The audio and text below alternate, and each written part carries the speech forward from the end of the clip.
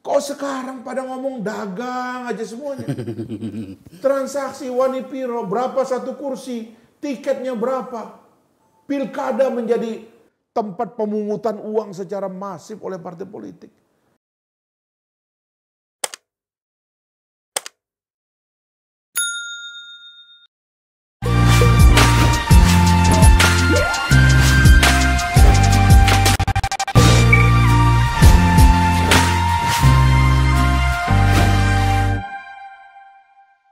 Saya tidak boleh menganggapnya sebagai sebuah keisengan konstitusional. Tetapi sungguh-sungguh sebenarnya saya tidak menemukan sebuah pintu atau catatan untuk memahami usulan tentang apa yang sedang berkembang di luar. Katakanlah misalnya tentang penundaan pemilu atau bahkan amandemen. Pak Yusril Iza Mahendra di tempat saya ini, di podcast saya ini sudah menjelaskan pada episode yang lalu. Tautan dari itu atau ujung dari itu setidaknya sampai pada hari ini itu terjadi gerakan mahasiswa yang melakukan berbagai tuntutan pada tanggal 11 April kemarin dari pada saat kami ngambil gambar ini. Saya beranggapan bahwa ini sebuah sentilan yang luar biasa sebenarnya kepada partai politik, kepada elit dan terkhusus kepada lembaga-lembaga negara bernama DPR dan juga kepada pemerintah. Bahwa kemudian kita tidak boleh terlalu berlebihan di dalam berimajinasi tentang kekuasaan itu. Silahkan terjemahkan sendiri tentang imajinasi itu. Imajinasi itu bisa datang kepada siapa sih pemilik ide itu, tapi imajinasi tentang secara keseluruhan bagaimana bangsa ini. Maka kemudian terjadilah peristiwa kemarin. Mungkin pada beberapa bagian orang beranggapan bahwa itu hanya ada sebuah gerakan biasa. Tapi bagi saya pribadi menjadi sangat penting sebab yang diusung dari isu itu adalah menolak penambahan masa jabatan presiden dan atau penundaannya. Saya harus berbicara dengan seorang kolega lama saya di DPR tentang ini sebab beliau sungguh-sungguh sangat konsen menyangkut soal ini. Fahri Hamzah, Pak Fahri, kita ketemu lagi. Siap. Saya tadi memberi pengantar seperti itu pada gerakan mahasiswa kemarin. Anda sebagai mantan aktivis mahasiswa, mantan pimpinan DPR dan segala macam, sekarang mengelola sebuah partai politik baru bernama Partai Gelora. Tapi apa catatan Anda menyangkut dengan gerakan itu kemarin? Pertama kalau tentang gerakannya itu sendiri, saya sering mengatakan gerakan mahasiswa adalah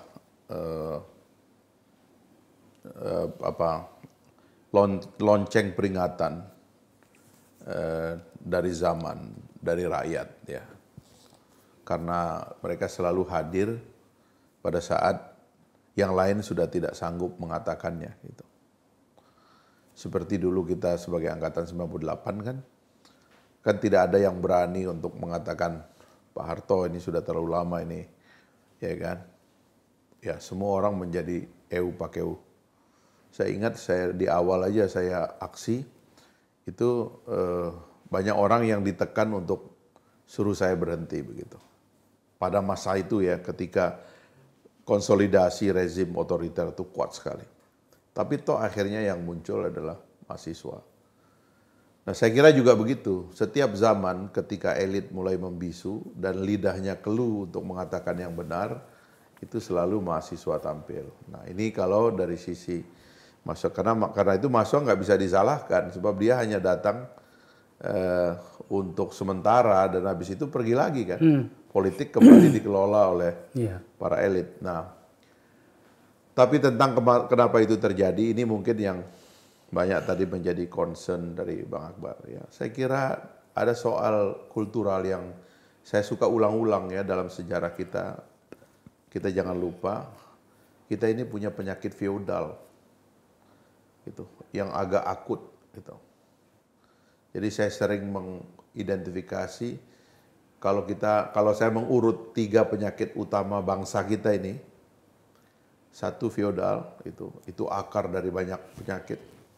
Yang kedua itu tidak mengerti gambar besar, dan yang ketiga itu tidak dalam atau dangkal.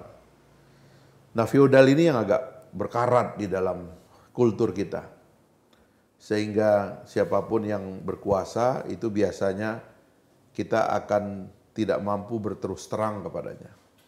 Itulah sebabnya dulu kita membangun sistem presidensil supaya kita punya parlemen yang kuat. Sebenarnya akan lebih kuat kalau sistemnya parlementer. Cuma kita trauma dengan politik tahun 50-an ketika kekuasaan atau pemerintahan itu terlalu sering gonta-ganti ya, hadir dan bubar gitu. Maka kita memilih dalam amandemen kita itu presidensialisme. Tapi presidensialisme itu di kita itu sebagaimana ditunjukkan oleh sepanjang Orde Baru itu berpotensi hanya menjadi presiden alat presiden gitu, one president show saja. Padahal saya sering mengatakan presidensialisme itu punya nama lain yaitu kongresionalisme. Artinya kongresnya pun harus kuat, DPR-nya harus kuat, DPD-nya harus kuat, ya, parlemennya harus kuat gitu. Nah itu yang tidak ada di kita karena ketidaksempurnaan kita memahami sistem ini sehingga presidensialisme itu lebih dimaknakan kepada penguatan presiden saja. Sehingga partai politik masuk ke dalam kabinet, ya kan. Anggota DPR-nya ditekan oleh para ketua yang masuk menjadi bagian dari pemerintahan. Sehingga yang mewakili suara oposisi dan suara rakyat atau suara yang berbeda, versinya dengan eksekutif nggak ada. Nah itulah yang menyebabkan terjadinya akumulasi penyalahgunaan kekuasaan dan akumulasi juga kekecewaan yang terpendam di benak masyarakat dan akhirnya disuarakan oleh mahasiswa. Inilah yang meledak sekarang ini. Tapi kultur feodalnya belum hilang. Saya kira itu yang kita sebagai generasi reformasi ya, agak menyayangkan kenapa pada diri Pak Jokowi itu bisa terjangkit pula gitu. Kan Bang Akbar dulu waktu mendukung Pak Jokowi, ini saya sindir nih. Pasti karena secara visual itu Pak Jokowi pasti nampak lebih reformatif ya. Yang unik dari Pak Jokowi kan dia pakai baju putih, pakai jeans, pakai sneaker, that's it. Ya kan, celana hitam, kalau sekarang lebih baik celana hitam. Dan dia berusaha untuk hilangkan simbol-simbol yang agak berbau mitos gitu dalam dirinya itu. Ya. Jadi dia nggak pakai baju militer ya, atau sesuatu yang rapih begitu. Ya. Dia melucuti pakaian kebesaran. Kalau lawannya kan Prabowo waktu itu kan. Dia masih kan suka itu ada ya, ingin nampilkan lah bahwa ini ada pakaian kebesaran di sini. Nampak juga protokolerannya terlalu sibuk dan sebagainya. Bang Akbar dan kawan-kawannya ngelihat ini kayaknya lebih sipil nih, ya kan? Kira-kira kita bisa akan melihat bahwa kultur dia pada dasarnya itu lebih mudah untuk kita masuki begitu. Tapi yang saya selalu saja ingat adalah feodalisme itu bersemayam pada comfort zone dari pemimpin. Begitu kita mulai tidak suka mendengar suara yang berbeda, penyakit ini masuk ke sekitar kita. Dia membuat lingkaran yang membuat kita itu kemudian tetap ada dalam comfort zone kita, wilayah yang nikmat begitu ya. Kita nggak punya kritik, nggak punya pengkritik, nggak ada yang ngomong tidak kepada kita. Nah itu ancaman bagi setiap pemimpin di Indonesia dan saya kira dalam peristiwa mengojok-ojok supaya Pak Jokowi mau diperpanjang masa jabatan atau 3 periode itu ada operasi kultur feudal di dalamnya yang kita harus hentikan sebagai republik. Ini bukan kerajaan lagi. Kita ini republik. Kultur kita harus kultur republik, kultur modern. Bukan lagi kultur kerajaan gitu.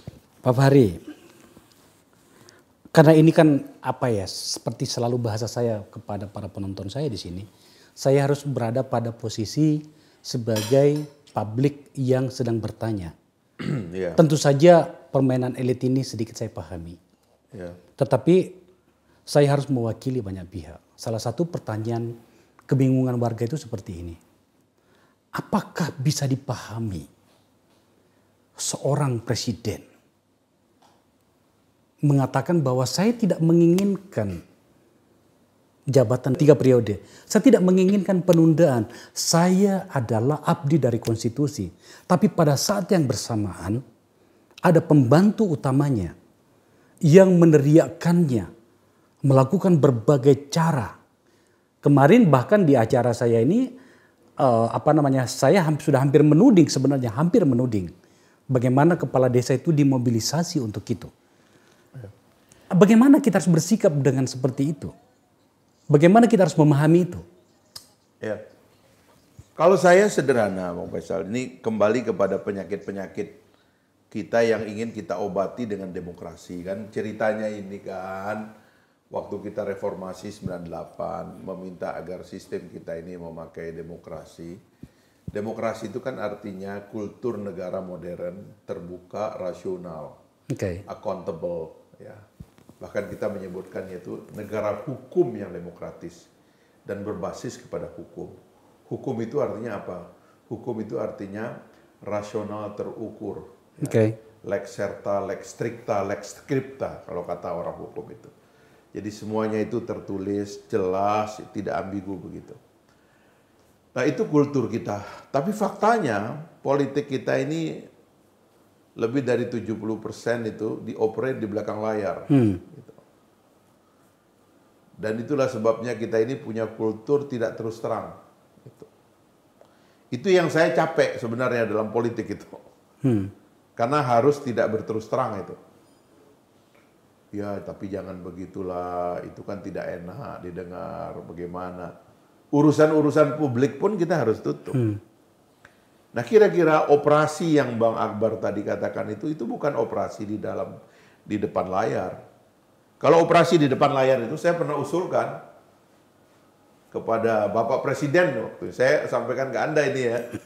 Saya pernah usulkan kalau mau dilakukan konsolidasi politik itu termasuk juga amandemen konstitusi itu kan ada polanya. Karena amandemen konstitusi itu tidak ada masalah sebenarnya. Tapi orang tuh harus demo kayak kemarin untuk mendukung amandemen konstitusi. Bukan menolak. Gitu. Makanya kan saya bilang waktu itu saya Presiden Pak mulai dengan rekonsiliasi. Karena saya udah tahu periode pertama Pak Jokowi itu penuh dengan konflik akar rumput. Pembelahan di masyarakat itu kira-kira mirip kalau di Amerika itu Donald Trump, ya di sini ya zaman Pak Jokowi itu ada konflik di bawah. Berakhir dengan pemilu 2 kali, selalu yang berhadapan adalah Pak Prabowo dan Pak Jokowi. Sehingga ada pembelahan. Saya bilang dengan teman-teman, mulai dengan rekonsiliasi. Pak Jokowi itu menangkap rekonsiliasi itu secara simpel. Ajak Pak Prabowo dan Pak Sandi masuk ke pemerintahan gitu. Memang sih sebenarnya kalau kita bicara abjad ya, rekonsiliasi itu harus ada naratifnya dulu. Lalu nanti dibentuklah kabinet koalisi nasional. Tapi real kerjanya itu memang rekonsiliatif. Nah tapi karena ditangkapnya itu terlalu instan gitu ya, Pak Prabowo masuk ke dalam pemerintahan tidak ada manfaatnya bagi rekonsiliasi, Pak Sandi masuk ke pemerintahan tidak ada manfaatnya bagi rekonsiliasi, perpecahan publik terus berlangsung sampai hari ini. Jadi kalau kita bicara nanti ada kaitannya itu tragedi demonstrasi yang kata mahasiswa mereka sudah pulang lalu terjadilah pemukulan kepada kawan kita itu adalah ekor dari konflik yang tidak rekonsiliatif itu, nggak selesai-selesai. Nah harusnya semua itu taruh di atas meja. Kita sudah melakukan kajian, ini ada masalah di dalam sistem kita. Rasanya di sektor legislatif ini ada usulan dari DPD. Memang DPD udah siap. Karena DPD itu juga kalau fair-fairnya kita ngomong mau diapain itu lembaga DPD itu mau diapain. Betul. Lembaga itu dipilih sama dengan DPR, gajinya sama dengan DPR, tapi nggak difungsikan. Mau diapain ini? Mereka propose, mbok ya nasib kami diubah dikit supaya suara rakyat daerah lebih terdengar. Mbok ya amandemen konstitusi, kasih sedikit kewenangan kepada DPD. Bahkan kalau bisa menurut saya sama aja dengan DPR. Cuman beda kamar aja, second check aja gitu. Wah DPD terima kan, berarti ini akan ada kabar dari daerah. wah ini ada suara baru, akan ada arah baru kira-kira kalau kita mengatakan. Lalu kemudian partai politik diajak ngomong, kali ini banyak masalah, pekerjaan banyak nggak selesai, kalian harus fokus kerjanya ini. Kita atur bagaimana supaya partai politik itu lebih mandiri kayak sekarang ini soal pembiayaan dan sebagainya. Partai politik mau ngomong lagi dengan konstituensi yang lain. Semua terima, terjadilah. Di PDIP saya mendengar pidato Ibu Mega waktu menjadi guru besar, beliau mengatakan perjuangan untuk menghadirkan kembali sistem mandataris harus diusahakan. Artinya kita bisa punya presiden yang diangkat oleh MPR. Kita memakai sistem semi parlamentaris presidensialisme, di mana presiden itu diangkat oleh MPR sebagai mandataris. Tapi saya usulkan dalam pemilunya harus memakai sistem distrik supaya orang mengakar seperti dalam sistem Amerika Serikat pakai electoral college gitu. Sehingga ketika dipilih itu oleh MPR sebagai mandataris sesuai pidatonya Ibu Mega. Saya kira yang begini akan dijadikan dialektika dan dinamika, ternyata tidak. Akhirnya di ujung tiba-tiba tidak ada sesuatu di atas meja, ya kan, semua jalan sendiri-sendiri, tidak ada debat besar, ujung-ujungnya tiba-tiba ada pengusaha yang bilang atau menteri urusan pengusaha yang bilang, ya kan, pengusaha menginginkan. Ada ketua umum, ada menteri perekonomian mengatakan kelompok-kelompok nelayan atau kelompok petani apa gitu, segala macam menginginkan. Loh, demokrasi ini negara terbuka, kita tahu mana orang itu yang diatur-atur omongannya, mana yang benar-benar memang aspirasi mereka. Karena sumpalan ruang publik itu tidak ada lagi, semua orang ngomong. Semua orang punya akun Facebook dan sosial media terbanyak di dunia itu adanya di Republik ini. Nah, itulah yang terjadi Bang Akbar. Politik kita terlalu banyak dioperate dari belakang layar, di ruang-ruang gelap. Dan ruang gelap ini masih banyak. Termasuk ruang gelap tentang nanti siapa capresnya, itu akan diatur di belakang layar. Karena tiketnya pakai tiket yang sudah kedaluarsa. Tapi tampaknya kita tidak ada upaya yang cukup untuk menghentikan itu kok. Sebenarnya sistem ini kan maunya menghentikan itu Pak Akbar. Cuman lubangnya kan harus ditutup, ya kan? Ya kayak tadi misalnya nih ya, satu lubang nih yang saya perjuangkan. Bang Akbar tahu kenapa saya berkonflik dengan partai politik di masa lalu. Itu karena saya nggak melihat keberanian partai politik nutup lubang. Misalnya gini, presidensialisme, kongresionalisme. Presiden ya presiden, eksekutif. Kongres ya kongres. Ini dipilih rakyat, ini dipilih rakyat. Haram hukumnya membawa kongres masuk ke dalam kabinet. Haram hukumnya membawa kongres untuk pakai koalisi dengan pemerintahan. Itu haram hukumnya. Ini horizontal ya. Vertikalnya haram hukumnya wakil rakyat itu dikontrol oleh partai politik. Haram hukumnya bagi saya itu. Ayo kita berdebat soal itu. Karena rakyat maunya kongresionalisme, artinya kongresnya independen. Parlemennya independen. Tapi sekarang tidak dibikin independen. Wakil rakyat kita itu dikerangkeng oleh dua pihak. Pertama dikerangkeng oleh kabinet, karena satu atau dua teman mereka dibawa masuk kabinet. Yang kedua dikerangkeng oleh partai politik, di mana partai politik itu selalu merasa punya kuasa untuk ngatur-ngatur wakil rakyat atau pejabat yang dipilih oleh rakyat. Ini masalah. Dua kerangkeng itu harus diputus. Haram hukumnya ada hubungan komando antara kabinet dengan legislatif. Haram hukumnya ada komando antara partai politik dengan wakil rakyat. Wakil rakyat harus punya independensi sebagai wakil rakyat. Nah itu dia kesedihan kita, dan saya yakin kita sepakat dengan itu Pak Bahri. Kesedihan kita dan banyak orang saya yakin, apalagi sebagai mantan DPR adalah teman-teman kita, terpaksa menggunakan kata teman-teman. Biasanya saya gunakan kata sebagian teman-teman. Teman-teman kita di sana di DPR itu, wakil-wakil kita, sama sekali tidak menunjukkan sebuah sikap yang dibutuhkan untuk memperbaiki situasi itu. Coba kita lihat perdebatan-perdebatan di ruang publik. Ya adalah dari Fadlison, adalah dari Masinton yang meminta menteri yang membuat demo kemarin itu muncul untuk dicopot segala macam. Saya sedang berusaha untuk mengundang Masinton juga ke sini. Ternyata nggak ada tuh kesadaran itu dari partai politik itu. Yang saya mau katakan begini, apa yang kira-kira yang harus dilakukan oleh kita semuanya agar kemudian 575 orang anggota DPR di parlemen sana itu tersinggung. Dan kemudian rakyat yang lainnya juga tersinggung. Bahkan kalau perlu cabut mandatnya meskipun tidak ada kewenangan secara eksplisit tentang itu. Saya sudah menyebutkan 2 kesalahan yang terjadi ya. Karena kabinet Pak Jokowi tidak sadar bahwa independennya Kongres atau independennya DPR dan DPD itu penting bagi eksekutif.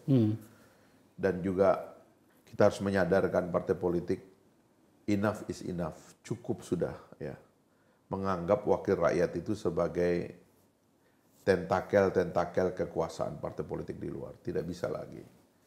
Partai politik dengan wakil rakyat itu adalah hubungan moral, sebagaimana partai politik dengan eksekutif yang terpilih, bupati, wali kota, itu hubungan moral saja, hubungan ideologis gitu.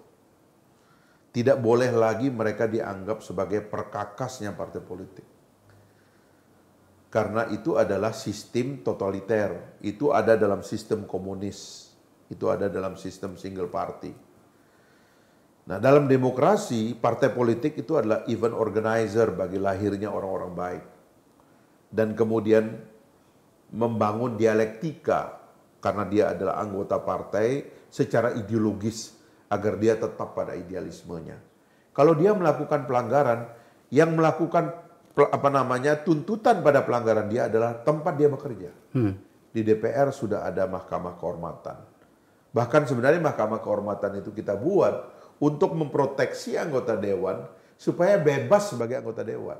Itu tujuan utamanya. Harusnya demikian. Tapi sayangnya kekuatan ini tidak mau. Ini wakil rakyat ini, mohon maaf ya, ini ya saya mengatakannya karena saya lagi melakukan kritik juga.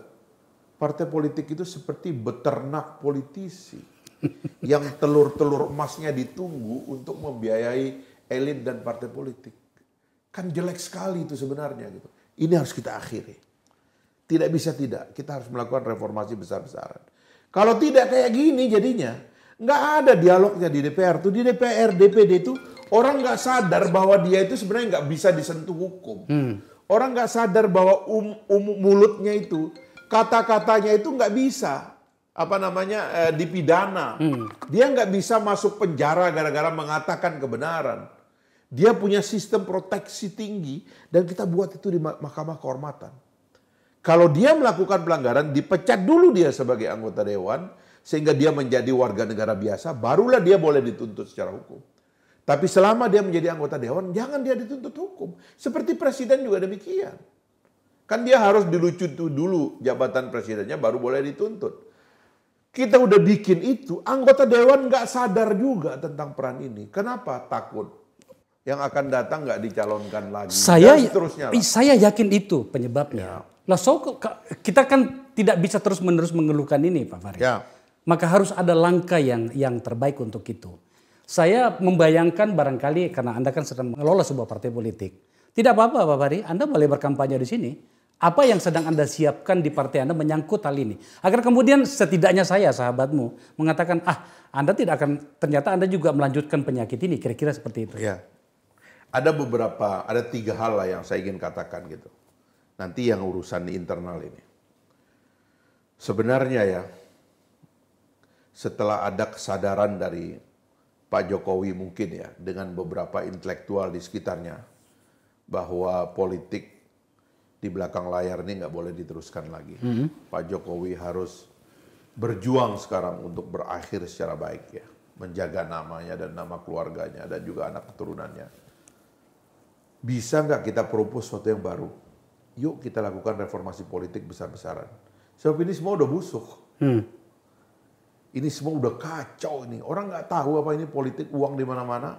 Apa orang nggak tahu ini udah merusuk dan merusak penegakan hukum kita? Apa orang nggak tahu bahwa ini semua udah jadi menyimpang begitu loh.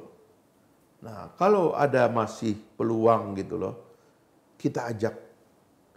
Ayo Pak, kita reform ini. Kebetulan ini pejabat-pejabatnya banyak yang bagus. Menteri Dalam Negerinya misalnya Pak Tito orang pinter. Profesor beliau itu kan. Pak Pratik, Seknek beliau itu adalah profesor, ya kan. Sekapnya ada Mas Pram. Mas Pram itu menurut saya salah satu politisi yang lama, 4 kali dia di DPR kan, 4 periode. Dan saya kira cemerlang. Kalau diajak berbicara idealis, saya kira orang-orang itu akan idealis semua gitu. Dan banyak lagi lah ya. Belum Pak Mahfud. Belum Pak Mahfud yang bekas Ketua Mahkamah Konstitusi, dia bisa ngasih payung. Ayo kita lakukan reformasi politik besar-besaran. Jangan lagi mengentertain akibat dari kong kali kong dari masa lalu yang merusak ini semua. Nah, dari situ kalau kesadaran ada, ayo kita mulai. Pertama, kita akan menghadapi suksesi ini dengan baik. Pertarungan pemilu yang akan datang harus dijadikan momentum bagi bangsa ini untuk bangkit. Jangan biarkan lagi politik seperti yang kemarin. Uang mendominasi percakapan, ide tidak ada, spanduk di mana-mana, otak kita kosong, tapi rakyat disuguhi oleh sumbangan-sumbangan dan politik uang, sembako dan lain-lainnya. Sehingga orang itu bertransaksi dengan pemimpinnya dengan cara yang sangat kasar. Dengan uang, dengan barang gitu. Itu adalah transaksi paling kasar dalam kepemimpinan. Dan kalau Anda kasar bertransaksi, dan Anda rakyat mengizinkan pemimpin bertransaksi secara kasar, nanti rakyat akan dizalimi juga secara kasar. Maka biarkanlah dia jadi agung. Perdebatan ide, pikiran, moral, cita rasa, gagasan, pikiran-pikiran besar. Itulah partai politik. Partai politik itu didirikan oleh kaum intelektual. Pak Natsir mendirikan Masyumi, Bung Karno mendirikan PNI, Syahrir mendirikan PSI. Ini semua pemikir-pemikir raksasa di Republik ini. Itu yang mendirikan partai politik. Kok sekarang pada ngomong dagang aja semuanya. Transaksi Wanipiro, berapa satu kursi, tiketnya berapa. Pilkada menjadi tempat pemungutan uang secara masif oleh partai politik. Gila ini. Nah, ini bisa nggak gitu? Kalau kami di Gelora, kami siapkan itu. Seperti apa? Memang kami menjadi antitesis akhirnya dari apa yang ada. Terpaksa sekarang ini kita Bang Akbar ya. Terpaksa kita akan bertarung dengan dalam lumpur ini. Tapi kami coba. Bisa nggak kita sedikit keluar dari lumpur? Misalnya 14 Februari 2024. Bisa nggak kita tarung agak fair? Dan cara kita bertarung fair itu adalah singkirkan itu pilpres dari situ. Kita pileg dulu. Biarkan partai politik dari nol. Karena insya Allah kalau soal mengejar kader, mengejar struktur, mengejar caleg, semua partai politik harus bisa. Mau partai lama yang sudah berumur 50 tahun, atau partai baru yang baru berumur 3 tahun, harus siap menyiapkan strukturnya dan caleg. Ayo kita tarung. Kalau itu kita bisa. Lalu kita bertarung ide di situ nanti, gagasan. Dan kita mulai meminta suara rakyat hari itu. Jangan ada suara rakyat lain yang dipakai. Suara rakyat lama yang dipakai untuk mengijon capres. Hentikan itu dari sekarang. Nggak ada lagi ijon-ijon capres. Lalu kita kemudian mulai tarung kita. Setelah kita tarung Bang Akbar, kita tahu kita dapat berapa dari rakyat. Kita dibeli berapa. Enak kita. Jadi hasil pada 14 Februari itu adalah titik awal untuk proses-proses politik berikutnya termasuk untuk Pilpres. Dan kita coba, nih KPU sudah dilantik tadi. Ini uang nih, ini nggak boleh, ini nggak boleh. Atur mainnya gini. Kasih porsi pada pikiran agak banyak. Kasih porsi pada karakter. Biarkan orang berdebat. Jangan kasih porsi pada orang yang tidak mengerti ide, tidak pernah ngomong, kerjaannya cuma berdagang. Dengan segala maaf saya, memang di DPR kita itu belum dipisahkan antara berpolitik dan berdagang. Harusnya itu memang dipisah. Tapi orang ini ada yang berdagang sehingga banyak duitnya Bang Akbar. Oh iya. Tempo sendiri sudah pernah bikin catatan, ada 200-an orang pedagang di sana. Itu kita harus pisah. Demokrasi adalah pertarungan pikiran. Pertarungan ide, bukan pertarungan uang. Makanya dalam sistem pembiayaan politik dari dulu kan saya nantang KPK, berani nggak kau bersihkan ini. Cara membayar pemilu dan membiayai partai politik dan membiayai kontestasi ini sudah ada di dunia paling tidak 3 cara. Ada yang 100% dibiayai oleh pemerintah, ada yang 100% dibiayai oleh pasar, ada yang sistem hibrid, setengah-setengah. Kita mau pilih yang mana? Saya lebih cenderung dibayar oleh pemerintah. Keluarkan uang untuk pemilu, keluarkan uang untuk kampanye orang. Kau bilang sama caleg-caleg dan calon pemimpin itu, pemerintah bilang, kami nggak mau kalian keluar uang. Keluarkan isi kepalamu di depan rakyat. Bertarunglah pikiranmu, jangan bertarung uangmu.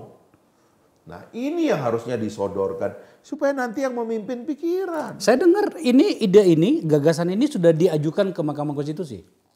Sudah lama saya bilang ke teman-teman LSM juga sudah lama.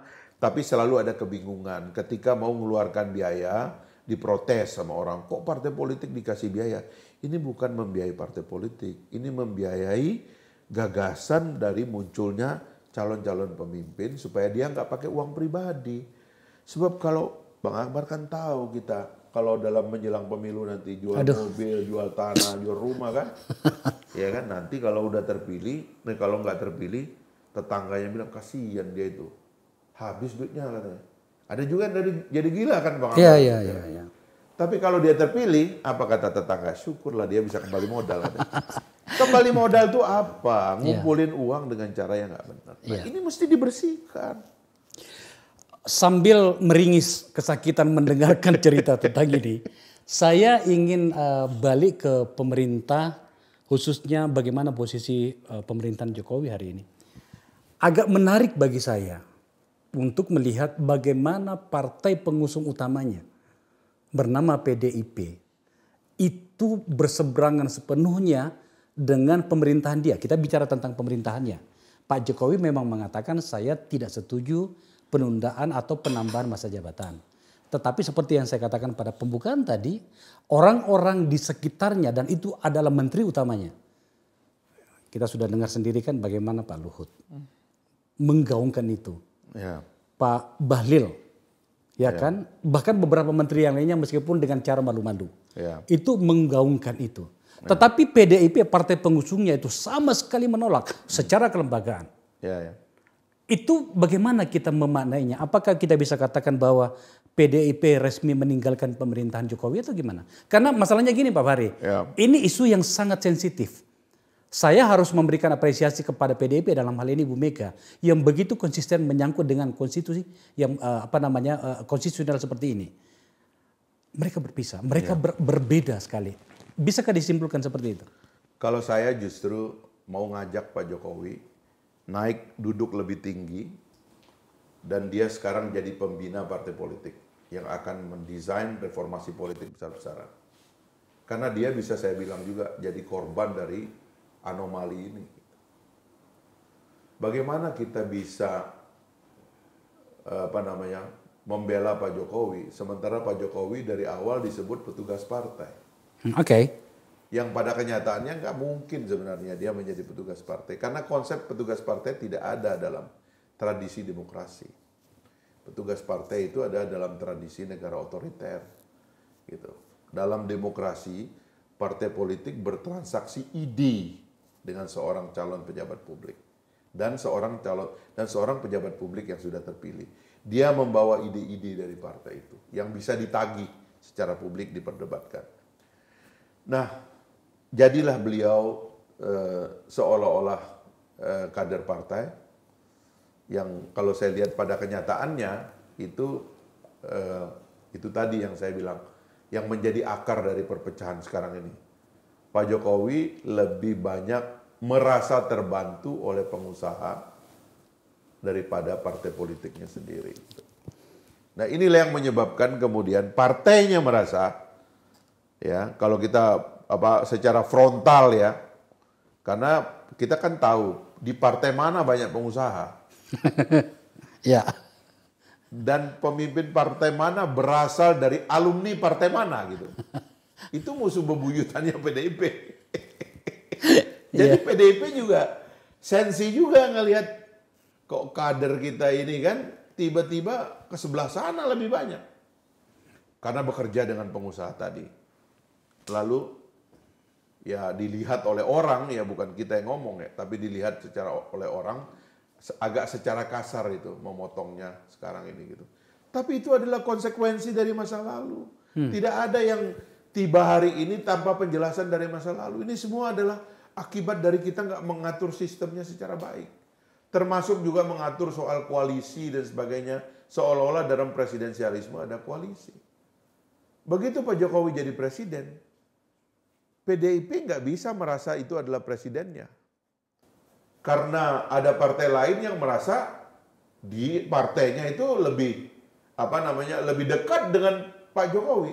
Bahkan ada partai yang mengatakan kami nggak punya calon. Selama Pak Jokowi jadi presiden maka kami nggak punya calon. Ada partai yang lebih dalam mungkin nawarkan kepada Pak Jokowi jadi ketua umum.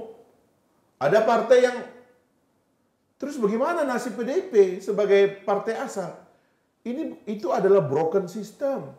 Karena dari awal nggak ada yang begitu, ini semua ilusi. Dalam presidensialisme tidak ada yang namanya koalisi. Kita tidak harus ngumpul seharusnya. Makanya harusnya masing-masing partai punya calon. Itu yang saya usulkan di putaran pertama. Semua yang merasa maju, sanggup, maju. Nggak perlu ada threshold harusnya. Sehingga nanti nggak boleh ada yang mengatakan ini kader saya. Loh, kata partai ini kalau nggak ada tiket saya nggak jadi. Kacau kan. Ini yang harus kita bersihkan dari awal, Pak. Supaya orang yang seperti Pak Jokowi nggak muncul lagi di masa depan dan tidak ada lagi korban seperti ini. Ntar dulu, saya kok jadi terganggu tadi soal pedagang-pedagang itu tadi di sekitarnya itu. Apakah Anda ingin mengatakan bahwa sebenarnya Pak Jokowi lebih menyerahkan diri? Saya ganti kalimatnya. Lebih merasa dekat dengan orang-orang yang berada di sekitarnya, baik dalam posisi sebagai menteri barangkali, maupun sebagai partai politik yang berisi atau orang-orang para pedagang-pedagang tadi. Kenapa dalam negara demokrasi yang matang itu Bang Akbar, ada perbedaan yang jelas antara pedagang dan politisi? Itu karena cara kerjanya memang beda sekali. Sekali Amerika Serikat diinterupsi oleh seorang politisi yang jadi pedagang atau seorang pedagang yang jadi presiden, yaitu Donald Trump. Geger itu satu negara. Karena begini, itu yang saya sering lihat di teman-teman saya yang, ya teman-teman kita juga, pengusaha terus jadi pejabat begitu ya. Ada abjad yang dia lupa. Kalau dalam politik itu, begitu Anda duduk, ini namanya ruang publik. Nothing private di sini, nggak ada yang private. Ini ruang publik. Dan di ruang publik itu juga fully regulated. Karena itu Anda harus baca konstitusi. Maunya negara apa? Maunya undang-undang apa? Selain relasi politik ya. Tapi ini kita baca dulu. Setelah selesai kita masuk. Oh ini ada lembaganya. Ini dikerjakan oleh lembaga ini dikerjakan oleh lembaga ini. Nggak ada yang merupakan inisiatif pribadi. Tapi itu apa kata lembaga? Barulah kembali kepada dia sebagai leader. Sebagai pemimpin. Tapi mereka harus pergi melalui jalur itu tadi, regulasi dan institusi. Pengusaha itu yang saya khawatir gitu ya, menjadi ideologi baru dari pemerintahan kita sekarang itu, dianggap lebih cepat, lebih efektif. Tak, tak, tak, tak, tak. Tak, tak, tak, tak, tak. Ini bisa. Langsung pengadaan.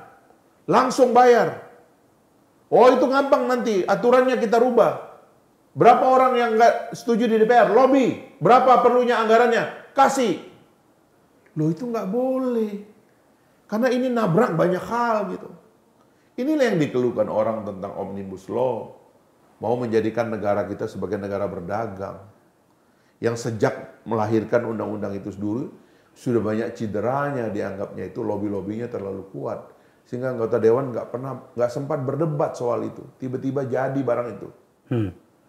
Dan lain-lain lah, dan lain-lain dalam pembangunan infrastruktur, dalam pengadaan proyek-proyek besar yang dianggap oleh orang itu terlalu banyak menyumbat politisi untuk tidak terlibat. Dan sudah memang politisinya, senayannya sudah dibungkam. Tapi Bang Akbar, satu hal yang ingin saya warning dari sekarang, umur pemerintahan ini 2,5 tahun lagi. Pola ini dalam pembacaan saya, Anda dan saya orang di dalam pemerintahan, setiap mengelemahnya pengawasan, pasti ada skandal di dalam pemerintahan itu. Dan setiap pelemahan pengawasan pada tahun ini, pada era ini, itu akan menciptakan investigasi yang banyak dan temuan BPK yang banyak pada masa yang akan datang. Coba lihat sejarahnya begitu. Kapan kasus Senturi muncul, Bang Akbar tahu itu. Ketika Setgap pada masa Pak SBY terlalu kuat. Sehingga waktu itu ada pelonggaran pengawasan. Pelonggaran pengawasan itu menyebabkan itikat tidak baik yang selalu ada pada semua manusia muncul. Terjadilah skandal. Dan akhirnya jadi temuan. Rame lah itu. Saya khawatir rezim sekarang ini yang menciptakan parlemen yang lemah, yang menyebabkan tidak ada pengawasan, bahkan juga BPK juga diterpedo oleh proses politik yang sangat kental. Saya khawatir di masa depan ini adalah rezim yang menciptakan skandal paling banyak dalam sejarah. Dan itu kita sedih. Sebab itu nanti kan orang-orang ini sudah nggak berkuasa, nanti dipanggil dan sebagainya. Sedih kita. Nah mumpung itu nggak terjadi, ayo kita reform sistemnya itu supaya kita bisa perbaiki. Kembalikan normalisasi sistemnya. Saya jadi sedih mendengar ini Pak Fahri. Sebab saya ada andil pada pemerintah. Itu masih ada fotonya itu. Iya. Oke. Tapi Anda tadi dari tadi ngomong tapi ini. Anda nggak bertanggung jawab karena setelah berandil terus pergi gitu loh. Ya. Bisa. Saya tidak harus mengatakan apa. Tapi oke. Pada akhirnya kemudian saya tertarik pada usulan Anda tadi. Oke, ini sudah terjadi semuanya. Mahasiswa sudah mulai semakin marah. Ya. Mereka turun kemarin, kita akan menutup dengan itu nantinya. Tapi saya ingin mengatakan gini, Anda tadi mengusulkan, ayo Pak Jokowi naik satu level, menjadilah apalagi itu namanya itu motor dari perbaikan martabat sistem kita gitu ya. Masih dimungkinkankah itu ketika kemudian tingkat kata beberapa orang dan saya harus mensitirnya, tingkat kerusakannya sudah separah ini? Karena yang Anda wawancara sebelum saya ini Pak Yusril, menurut saya salah satunya adalah orang kayak Pak Yusril itu kan pendukung Pak Jokowi. Ya di lain selain Anda ya. Tapi Anda saya khawatir nggak mau meninggalkan podcast ini kan. Kalau orang Pak Yusril itu masih bisa dimintain tolong. Karena dia ini pelaku dari amandemen konstitusi. Di DPD itu kita punya Profesor Jimli. Orang-orang yang ngerti dari watak sistem ini gitu.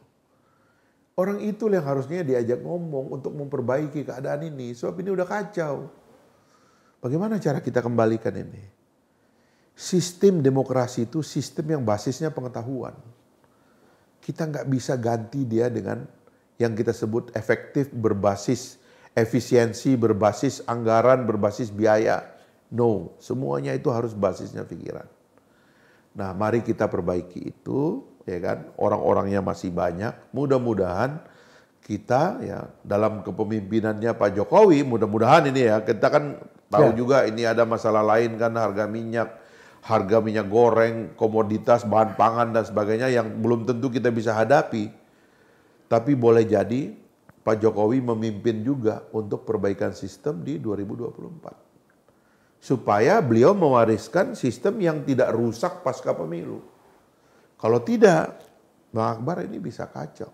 Seterusnya, sistemnya udah labil. Sebagai mantan jenderal mahasiswa, kita tutup dengan mahasiswa adik-adik kita. Apa yang ingin Anda sarankan kepada adik-adik mahasiswa? Saya kira ya, kita ini sebagai bangsa yang memperjuangkan kebebasan dan demokrasi kita ini dengan peran pemuda sejak awal, sehingga kita punya momen-momen kebangkitan pemuda ya. Terutama kita memperingati Hari Sumpah Pemuda itu. Harus berterima kasih kepada bangkitnya gerakan mahasiswa. Karena itu adalah self-correction dari bangsa kita. Mengoreksi dirinya gitu, bahwa something wrong. with the government, dengan pemerintahan, dengan negara gitu. Saya tidak merasa perlu punya nasihat gitu, karena gerakan mahasiswa itu adalah respon alamiah gitu. Seperti kalau kita gatal di sini, kita langsung digaruk gitu ya. Kita garuk gitu. Jadi mahasiswa itu juga begitu. Dan kalau kita teliti kan, karena pada usia-usia itu komitmennya kepada kebenaran, orangnya berani, karena belum terlalu tahu banyak gitu Bang. Kalau udah tahu banyak mungkin jadi penakut juga. Iya, banyak pertimbangan lah. Iya, banyak pertimbangan. Tapi kalau orang pada usia itu, dia ingat satu kebenaran, yang kedua dia berani gitu ya. Sehingga tiba-tiba dia muncul aja. Jadwalnya kita nggak tahu, momentumnya apa kita nggak tahu. Tiba-tiba muncul saja. Dan kita harus terima itu, seperti kita menikmati kalau kita lagi garuk tangan kita atau kaki kita, memang mereka harus hadir. Dan harus diterima, lalu kita berdialog dengan mereka sebagai cara kita menerima dan mengakui untuk kemudian kita memperbaiki diri. Saya kira itu yang harus diterima. Tapi ada PR-PR lain dari pemerintahan, ada kelompok kecewa dari masa lalu, ya kan, kelompok oposan yang masuk ke situ. Ya itu ditangani secara lain lah. Kalau yang melakukan tindak pidana ya hukumlah secara pidana. Tapi kalau memang datang untuk hadir bersama mahasiswa itu hak juga. Dulu saya demonstrasi 98, spanduknya sengaja saya bikin mahasiswa bersama rakyat. Supaya masanya banyak juga gitu loh. Karena kadang-kadang kita perlu jumlah kan. Iya. Gak ada masalah itu. Jadi saya kira kita nggak ada nasihat kepada mahasiswa, tapi kita berterima kasih bahwa mereka telah hadir pada waktu ini. Gitu. Dan mengambil porsi yang harusnya dilakukan oleh wakil mereka. Iya, harusnya begitu. Makanya dulu Bang Akbar ingat itu waktu saya mengusulkan dengan teman-teman dibuatnya alun-alun demokrasi. Harusnya ada tempat di mana kita mengetahui masalah dalam negara ini beres apa enggak. Kalau orang mulai demo, itu artinya kamu nggak kerja. Itu dia. Itu artinya disfungsi pengawasan bukan harus begitu. Dan tersinggung lah. Harusnya begitu. Ternyata enggak. Kalau nggak ada demo tenang, berarti kau kerja. Bagus itu gitu. Betul. Saya sering bilang dalam negara demokrasi itu yang berkelahi itu politisi bukan rakyat. Kayak di Taiwan tuh kadang-kadang saling lempar pakai kursi itu anggota dewannya itu. Tapi pendapatan per kapitanya 36.000. Negaranya sejahtera. Lah kita yang berantem, politisi kita tidak bekerja. Nah ini yang harus dibalik dengan demokrasi kita. Itu ya, saya sungguh-sungguh sedih banget bagaimana kemudian narasi-narasi seperti yang Anda bangun ini semakin senyap di sana itu. Kayaknya Bang Akbar harus kembali ke Senayan. Saya berharap Partai Gelora, teman-teman, para penonton, berkali-kali saya katakan sebab bagi saya pribadi ada niat besar dan baik dari Pak Fahri dan kawan-kawan Pak Anies di Partai Gelora untuk itu. Dan semoga saja kesalahan yang sedang kita bicarakan ini tidak dilakukan oleh Partai Gelora gitu. Pak Fahri, makasih ya. Terima kasih. Pemirsa, selalu menarik berbicara dengan seorang Fahri Hamzah. Kolega saya yang sejujurnya dalam banyak hal betul-betul menjadi tandem yang sangat tangguh untuk itu. Apa itu saya membayangkan sebenarnya dan saya yakin kita rindukan semuanya. Narasi yang selalu dibangun oleh Pak Fahri di mana saja, termasuk di tempat saya ini, seharusnya itulah yang menjadi standar dari perdebatan-perdebatan di ruang-ruang konstitusi bernama DPR itu.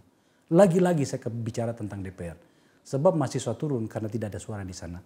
Pak Fahri sudah menjelaskan itu tadi. Terima kasih telah menyaksikan acara ini. Mantap.